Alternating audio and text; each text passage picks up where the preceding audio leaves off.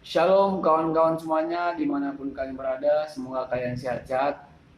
Perkenalkan, saya Paulus Situmorang dari Pendidikan Jasmani, Kesehatan dan Rekreasi, Fakultas Keguruan dan Ilmu Pendidikan, Universitas Singapura Bangsa Karawang. Jadi, untuk video kali ini saya akan menjelaskan tentang apa itu I.O. atau Event Organizer. Bisa juga saya disebut menjelaskan pengertian dari I.O.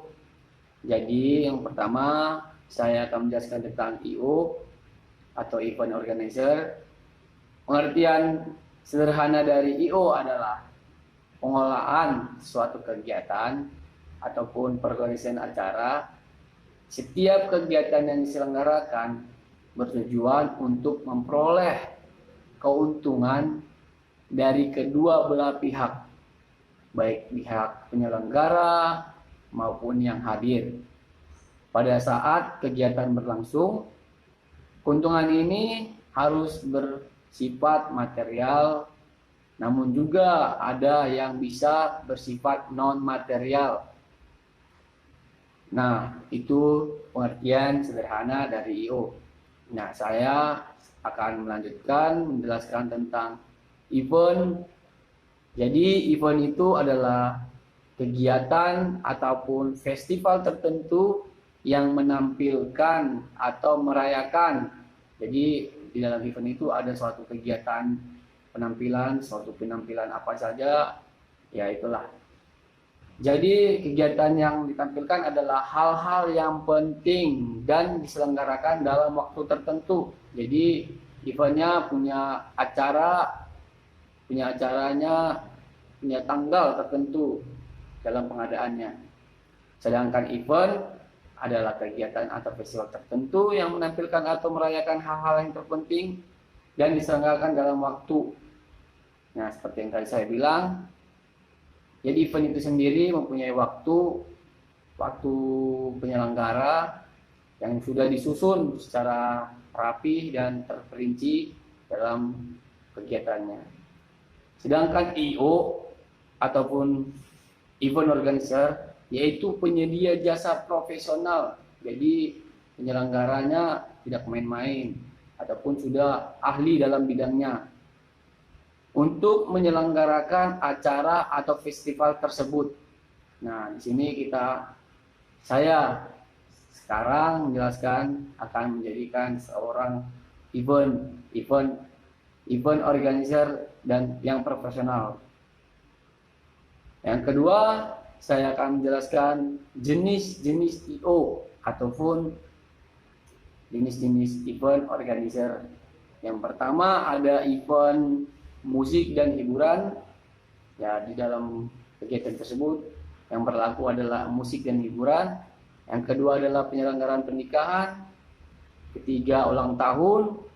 Dan keempat ada event olahraga. Seperti yang kita tahu, di event olahraga yang ada di Indonesia ada PON, Porda dan sebagainya. Sedangkan yang di Asia ada Asian Games, SEA Games, dan untuk nasional, untuk internasionalnya ada Olimpiade. Sekian untuk pengertian dan jenis-jenis. Saya akan melanjutkannya tentang cara membuat event yang baik dan benar. Terima kasih.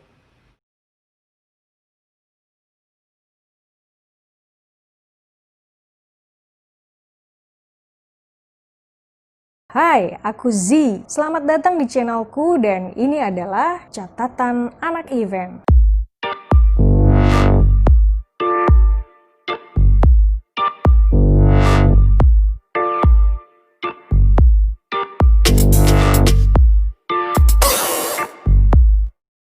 Di video kali ini kita akan membahas bagaimana cara membuat sebuah event. Langkah-langkah berikut ini bisa kamu gunakan untuk bikin event sekolah kamu,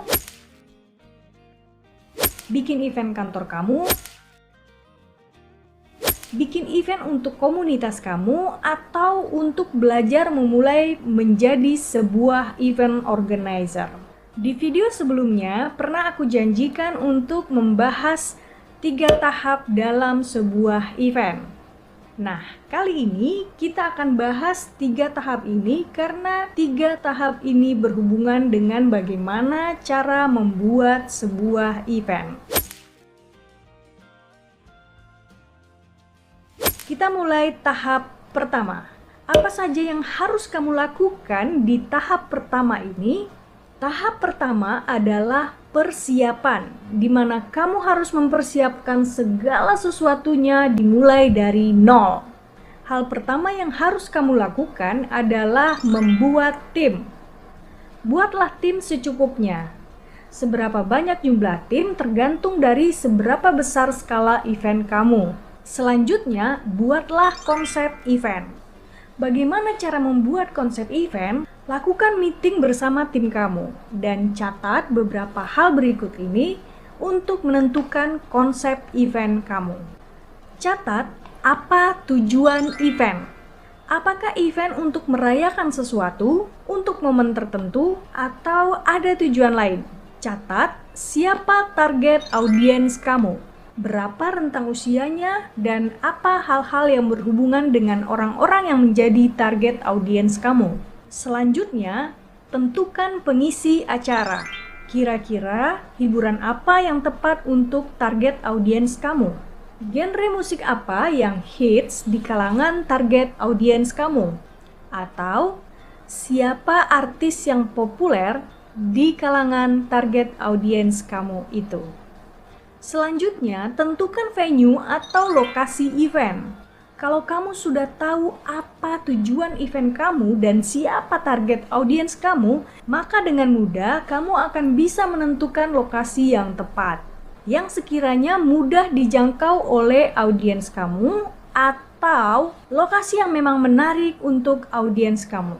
Intinya, buatlah konsep yang benar-benar tepat, unik, menarik, dan harus relevan agar event kamu memiliki engagement dengan audiens kamu, sehingga mereka akan dengan senang hati share event yang kamu buat. Kalau perlu, mereka merasa bangga berada di event kamu. Selanjutnya, buatlah rundown. Kalau konsep event sudah jelas, maka kamu sudah bisa mulai menyusun rundown. Rundown adalah susunan acara yang lengkap dengan informasi durasinya. Di event organizer profesional, biasanya rundown dibuat sangat detail.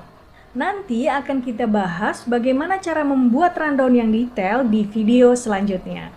Nah, untuk event yang skalanya kecil, rundown cukup disusun secara general saja. Yang penting, susunan acaranya jelas, durasinya jelas, dan cukup untuk menjadi panduan seluruh tim. Langkah berikutnya, buatlah budgeting.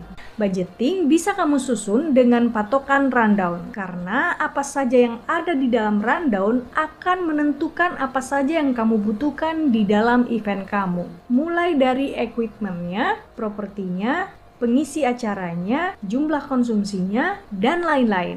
Setelah kamu breakdown semuanya, maka kamu akan tahu berapa total dana yang kamu butuhkan untuk menjalankan event kamu tersebut. Selanjutnya, tentukan sumber dana. Dari mana dana event kamu ini berasal? Dari sponsor, dana bantuan atau support dari orang-orang tertentu, atau dari tiketing? Jika dari sponsor, maka buatlah semua ini menjadi sebuah proposal penawaran sponsorship. Jika dengan tiketing, maka kamu butuh modal untuk mengcover semuanya sampai event berjalan. Dan harus dengan perhitungan yang matang supaya kamu tidak mengalami kerugian. Selanjutnya, buatlah workflow. Di dalam workflow, semua alur kerja harus jelas. Apa saja job desk masing-masing anggota tim dan kepada siapa mereka harus berkoordinasi.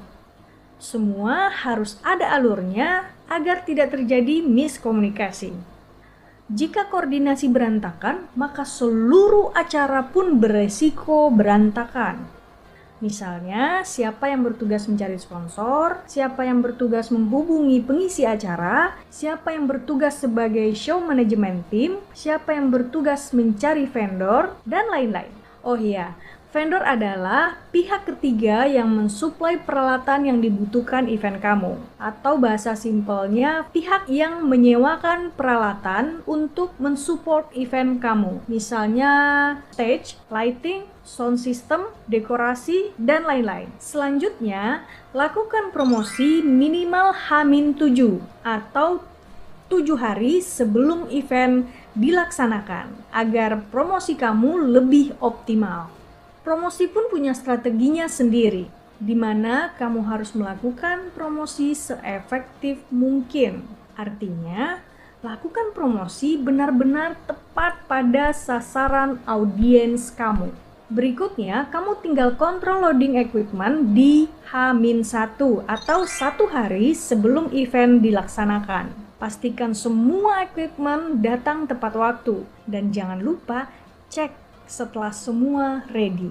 Yang pasti di H-1 kamu harus make sure semuanya sudah aman dan jangan lupa dites. Nah, sekarang kita masuk ke tahap kedua, yaitu event. Apa yang harus kamu lakukan di hari H atau hari event? Sebelum acara dimulai, checklist semua yang sudah kamu persiapkan. Make sure semuanya sudah lengkap.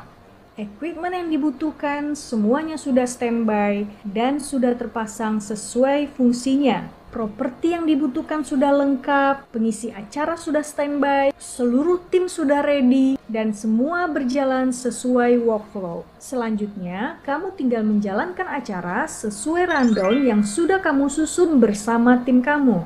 Satu lagi, pastikan kamu menggunakan alat komunikasi agar koordinasi berjalan lancar dan real time. Misalnya menggunakan HT atau menggunakan Clearcom. Sekarang kita masuk ke tahap ketiga, yaitu post-event.